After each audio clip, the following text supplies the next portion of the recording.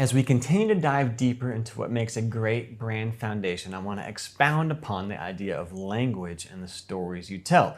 Last couple of weeks, we've talked about the importance of having language and being able to articulate your story. This week, I want to talk a little bit about what are the stories you need to articulate? What are the stories you need to tell? What do you need to take the time to write and create language around?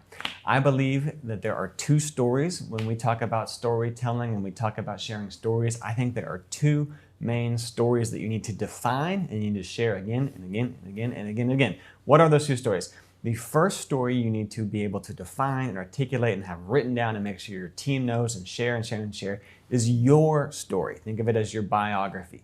The reason that's important is people trust brands that have a story. People trust brands with a face, businesses with a soul win. If you can't articulate who you are, you're losing out on business.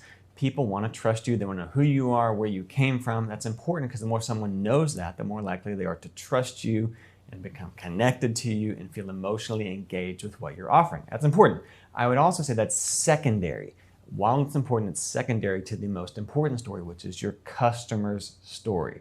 If you can't articulate your customer story, you don't have a good foundation. What is your customer story? Your customer story is, who are they?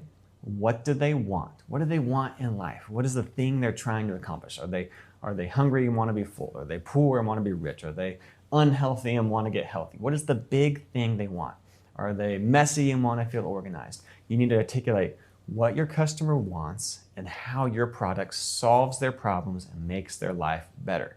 You don't just need that idea, but you need to have a written story and written language around, here's my customer, here's what they want, here's the problems they have, and here's how my product makes their life better. And you need to put that language that is customer, you driven on your website. We know you want this, we know you struggle with this. Here's how our product solves it and makes your life freaking amazing. That's the story you need to put on your website. That's the story you need to put in your collateral.